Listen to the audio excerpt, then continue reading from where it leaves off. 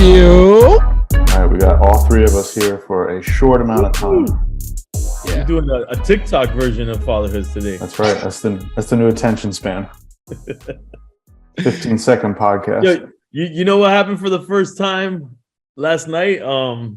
My daughter woke up. This is not the first time she's woken up and got out of bed. Actually, she's been doing it lately for the past few days. She's been getting out of bed after we put her to sleep and walking out of her room, which is new. But last night she walked out while we were already sleeping, because usually she's been doing it when we're still awake. And she came into our room, said she had a nightmare, crawled in bed, and went to sleep with us. Right? That's the first time. I know that I've heard, obviously parents talk about this all the time, but this is the first time it's happened to us.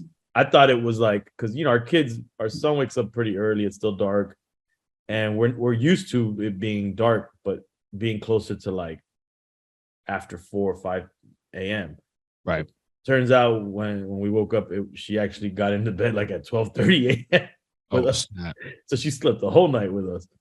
So does she kick and make it uncomfortable, or how's that experience? She was pretty good. She just kept getting up. When she feels uncomfortable, she sits all the way up, then turns around and moves around her pillow. And then I noticed that she did a couple like random moves, and then this morning I said, Daddy was snoring. She goes, yeah, pretty loud. And then she goes, but then you'd stop. Is your son in the same room with her, or does he have his own room? No, he has his own room. But so my daughter woke up in the middle of the night the other night, and she didn't come to our room. She stayed in hers, but she told us that she saw her grandmother. Oh. And I think I might have mentioned this to you guys before, but she's like calm about it. Like she's not afraid, and she's 6 years old. I would have been shitting a brick. You believe it? Like, do you believe in this? Yo, I believe that she can see paranormal shit. Really? Yeah, because my wife has that too. My wife, she senses it and she sees it, and I'm like, yo, what are we doing right now? And so my daughter, she was able to describe her grandmother to like such crisp detail. And I'm like, there's got to be a picture somewhere that she might have seen that she's, recalling. Right. And we don't have any that resemble her grandmother in that way. So it's kind of eerie. And my wife has always been like, yo, she's here. She's here. She's playing with, so-and-so. Like when she was really little, when my daughter was really little, she would be like, yeah, she's playing with her right now. Now I'm looking, and my daughter's like playing, like in the crib, like doing all sorts of stuff. And I'm like, all right. Yeah, but isn't that weird? So obviously, like you said, you believe it, right? Yeah. So my question has always been to anyone that feels that their loved ones that have passed are around them, or any paranormal activity. Like, how do you feel when you're like making love with your wife and grandma's watching, or you're taking a shit and wiping your ass and grandma's right there? I wish they were there. I'd be like, you see that? Yeah, you like that? I know it's a weird question, but it's legit. Like, nobody ever talks about they all talk about like ghost hunting, but at some point, so you're gonna do something that you're like, ghost, can I have some privacy? Like, but I don't think it's a feeling 24/7. Nah, it's not. Well, you mean the ghosts just leave it? They're like, oh, that's private time. Yeah, I think they have some respect. I'll haunt you later. I mean, I told you I had the same thing happen to me when I was a kid, right? Yeah, I remember that. Yeah. Mm-hmm. Say it again. Say it again.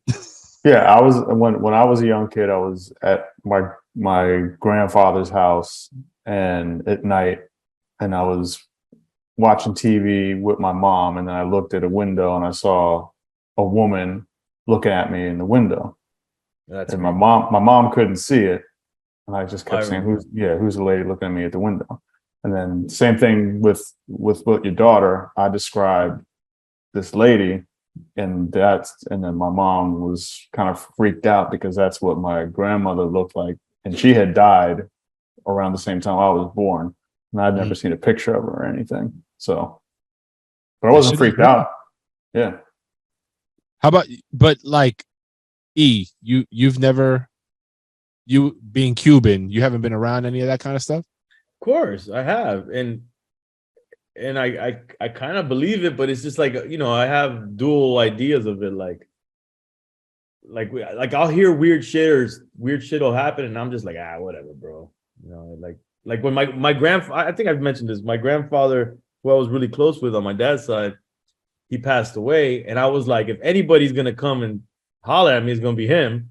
And I remember I was in my crib. I had lived in a condo at the time, and I was in the bathroom actually taking a shit, and I said, yo, grandpa, in Spanish I was saying it, but I was like, I love you, I miss you, but don't haunt me, bro. I'm not into that shit. Like, don't say what's up. Just watch over me silently. Just don't move shit. Don't talk to me. Just leave me the fuck alone. I love you though. I love you. Tough love.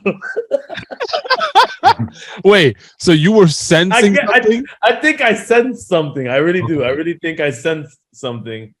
Because I said I was really we were very close, and yeah. So, and I didn't go to his. I also felt guilty because I didn't go to his funeral. It was in LA.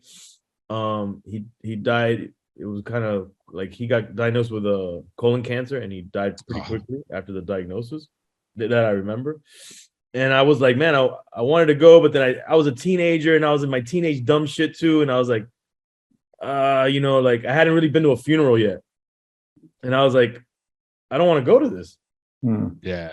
And my grandma was actually, thank God, she was cool. And she's like, I really don't want you to see him like this. So she was cool with it. But later on, because I love him so much, I regretted not going. And then, but I mean, that what I told you is in the midst of me not going to the funeral, is when I felt like he was around. Oh, got it. Yeah, he was probably mad at you. He was like, "Yo, what happened, bro?" Nah, that dude, he was not mad at me. He was probably laughing at whatever I was saying. That's wild, man. So I mean, a friend. So similar to the Crazy Hood crew, I had mentioned this. Like the guys that I grew up with were very similar. Like we've had friendships for 30 plus 40. Sometimes 40 years, depending on like literally like known each other since like 2 years of age, right? And so the father of there's like 5 dudes, they're all brothers. Their father just passed away yesterday. We just heard the news. And I think about like that bond. Like immediately when I heard the news, I was in the thick of like all sorts of work shit. I was going to some activities that like industry event type stuff that I was going involved in the city, and I just canceled everything. Like I didn't know what I was going to do next. I just didn't feel like celebrating or having fun after something like that, because that man was in the neighborhood. We had like multiple dads, right? He was one of them. So we all got all looked out by. We were all looked out by him and other, role model male figures in the neighborhood. And it hit me, man. I hadn't really spoken to him in such a long time. So anyway, I'm saying it because we're on the theme of death, and it just clicked now. Like this weekend is going to be a wake, and we're going to be kind of getting together. And those moments are always so conflicting, because it's like, yo, it's good on the side of like, people getting together and making time to like, go through the motions, so to say. But like, yo, you're coming together because the passing of somebody that was important, in your clique's life. So I just rest in peace to Florentino de Leon. Like it's tough, man. I know his kids are going through it. Yeah, death is a tough thing with kids, and I would love to know like how, like, have your kids kind of gotten to the point where they understand? Well, the young ones, well, your kids are a little older than mine, but just actually to tell a story, like I think my daughter, it's funny to see her, she's 4, but I'm starting to like every day she seems to have more understanding of her surroundings, of the world, and it's awesome to see it, but also kind of terrifying, because you kind of you want to shelter them from things like death. So I'm telling her, I tell her stories at night, and she's like, "Oh, tell me the Snow White story." And obviously, I don't even know these stories too well, but I'm like, all right, so Snow White, she's in the forest, and this witch comes up and gives her an apple. She eats it and she falls asleep. And she's like, she dies. I'm like, no, man, she falls asleep. Like a deep sleep. It looks like she's dead, but she's sleeping. She goes, she died, Daddy. And I'm like, Dad, keep it a buck. I don't even remember if she really does die in the story, but I'm like, no, I don't think she, but the fact that she's saying it like that. And I'm like, in my head, I want to engage her in more conversation, but it's like, she's about to go to sleep. Like, what do you know about death? Like, what do you know about that? But I think it's hard. I think it's hard to grasp because, like, I go back to video games on this. It's like sometimes when my son will be playing and I hear, because they'll play like Roblox on Zoom or something sometimes, right? Yeah. And I can hear the other kids. And I hear one kid going off like, get him, I'm going to kill him, I'm going to kill him. Just going nuts. Right. And then, afterwards, I'll tell my son, like, do you really understand what he's saying? I know you think it sounds funny, but I mean, do you really understand what he's saying and the kind of energy this kid is putting out there? Mm-hmm. And he's like, yeah, it seems a little over the top. I'm like, because there's no coming back. So you got to be real careful about how you throw those kind of words or think about it. I think my son has a pretty good understanding now about death. I mean, my mother-in-law, his grandma on my mom's side, she passed away maybe about 4 years ago. So it's been that long already. Mm-hmm. Wow. So he was still young, but he went through that experience. And it's funny, he actually said to me a couple of weeks ago, kind of the same thing that you told your granddad. He's like, he just brings it up every now and then. He's like, oh, I know that at some point, you're gonna pass away. He's like, but you'll always be there with me, right? I'm like, yeah. He goes, okay, but just do me a favor and don't scare me. Like if you're hanging around, like I mean, I think that's so like legit. Like that's a real, yeah. Especially if you want to believe that your loved ones are, when they pass, they're around. It's like, yo, don't move the glass, bro. Yeah, exactly. That. Just don't do anything that's gonna freak me out or scare. Let me know that you're there, but just don't. Door creak. but just don't scare me. Footsteps. Yeah, I'm the one too. Like I would be the one. Like, oh, I'm gonna knock this glass over right quick and see what happens. It's rough. Yo, it's funny we going down this path given that Halloween is. Well, yeah, I wanted to bring that up. The corner. I mean, I'm sure we've done fatherhoods already plenty, but I get I have terrible memory. Does everybody celebrate Halloween? Yeah, bro. We talked about this 100 times. That's what I'm saying. I don't know. I feel like Heather doesn't. I feel like Heather just floats on a pillow and celebrates no holidays. No, we do. I mean, look, my son loves it. But we do Halloween and Dia de los Muertos as well. Oh, okay, that's right. Yeah. And it's funny because in my community last year they did a Halloween like thing for the kids, and it was dope. And then this year I happened to get on one of the association Zoom calls, and I'm listening in, and they're like, "Oh yeah, we're gonna do a Halloween thing this year." And someone I guess on there was, I guess because of religious reasons, they're like, "Oh, I don't celebrate Halloween." Oh, well, what do we call it? Harvest Fest. Right. Like, yeah. And I'm like, oh, what a bummer, bro. Yeah. But what's funny about talking about all this death stuff is that Halloween is like, anything Halloween, the kids, they see a zombie, they see a skeleton. It's like, it seems like it's gruesome, but at the same time, it's like fun. Yeah. But it's like a weird introduction to death. It if is. you really think about it. It's like, and it's out of our control because they're seeing it, all these Halloween things, and it's like, what's that? It's a skeleton. But what's a skeleton? It's what's in your body. But why does it become like that? I don't know. Why does the zombie look like that? Don't worry about it. Just go get the candy.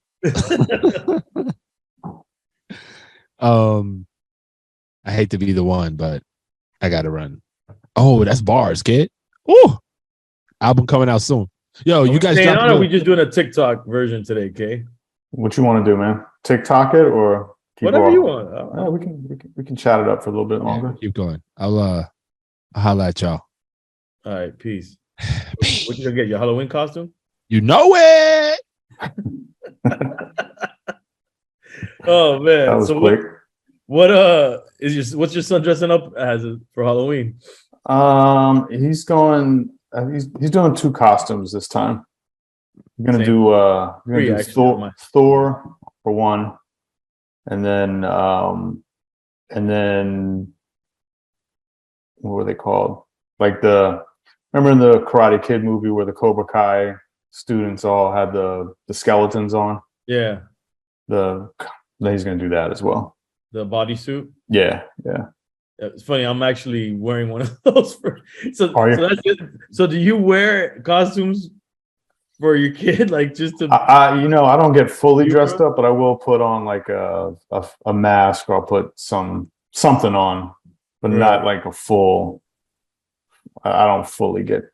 No, I'm not into like dressing up for these things. And then they were young, when they were younger, it didn't really matter whether I did or I didn't. Yeah.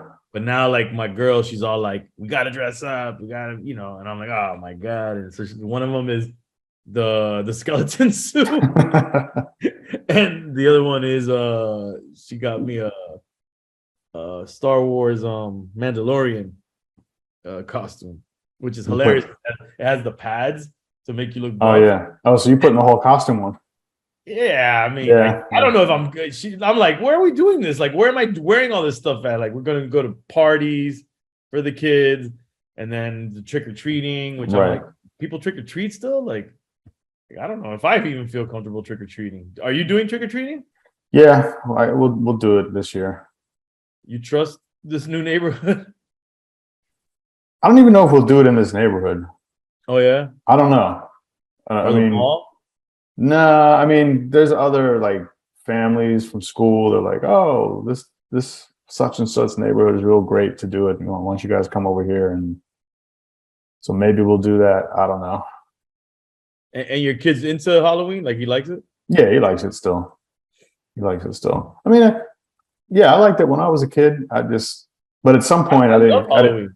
At some point, I'm trying to think at what age I didn't give a shit about it anymore. I've Might have been always like 11 or 12 or something like that.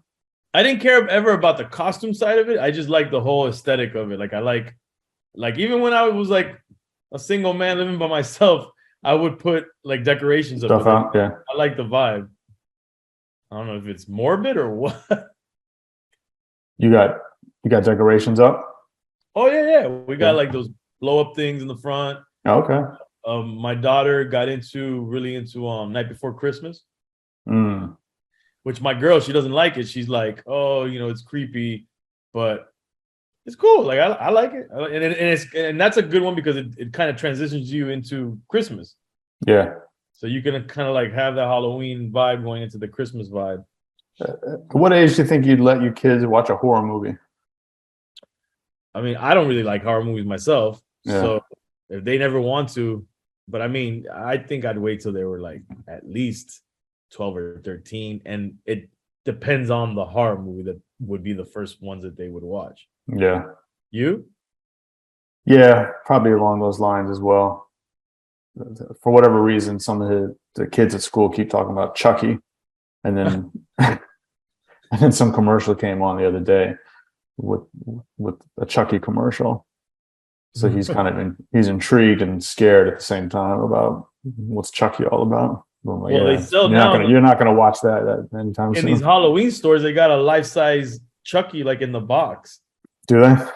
It's pretty cool, actually.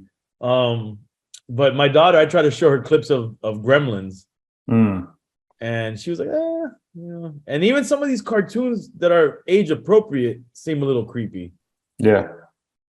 Like I said, to me, like the zombie thing for kids is a little weird because it just like that's a rotting corpse right there. Yeah, I know. But it's cool. And what's dope now is that my son now he's talking more, he's more active, so he's into it. Like he's gonna be Spider-Man. And then it's funny because they know I'm into Star Wars, so then they'll be like, "You're gonna be Star Wars," So It's cool. I think it's a cool thing, especially, you know, now that my son's like of age that he's starting to be into things. Like you can do that all as a family, and everybody has like their own little vibe. Like my daughter's into princess stuff. He's into like Spider-Man, and my girl, she's into, I don't know, she's gonna be like a unicorn or something. I don't know.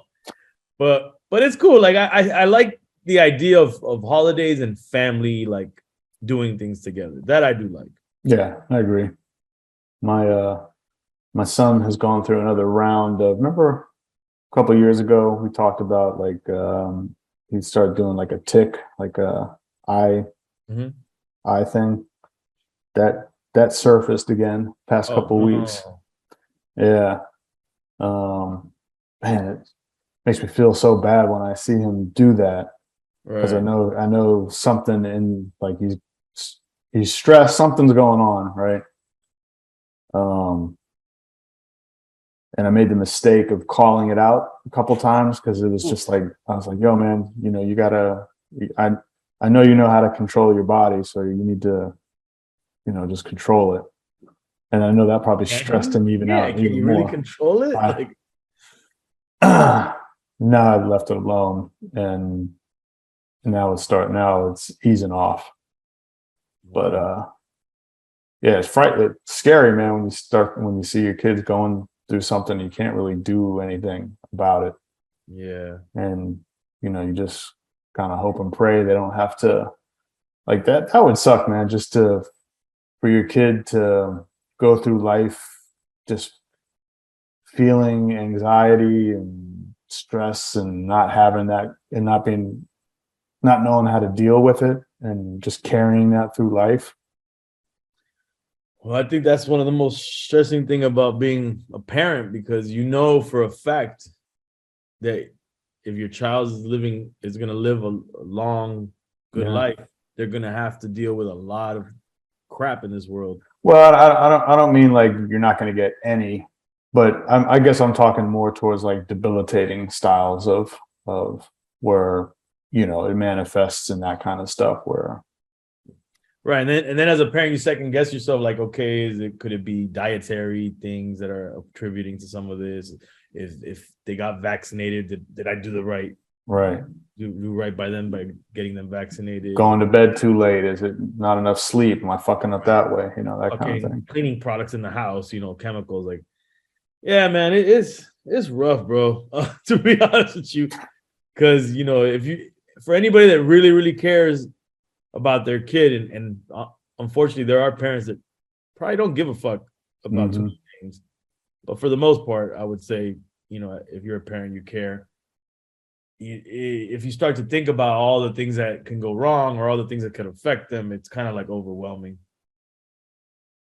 Yeah, you froze for a second. You're good now.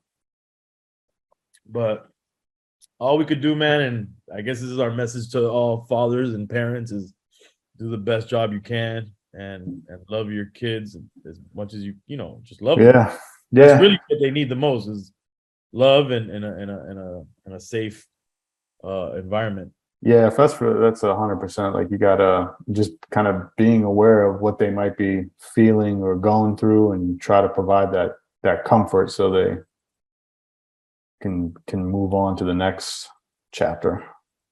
Right. And try as a parent, you know, and this, for me, like, I'm always making sure that I'm cognizant of it, make sure that we don't get caught up in our lives outside of parenting, you know, work or whatever, and let that affect how you deal with your kids, because it's not their fault, whatever they do. Yeah. Straight up. Well, on that depressing note.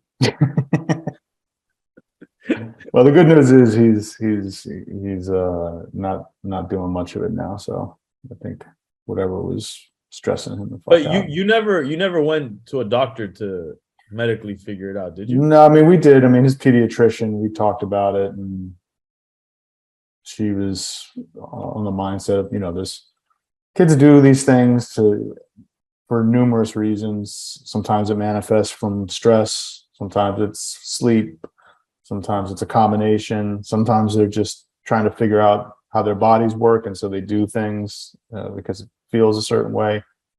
I have a feeling if I look back at certain times, I think these are mostly stress related, like bigger things happening within our life that, you know, he's not like a complainer or anything. He just kind of rolls with it, but probably like an internalization, and then it starts coming out, the worry or a big change, you know, a delayed reaction on it. So he'll be fine, man. Yeah.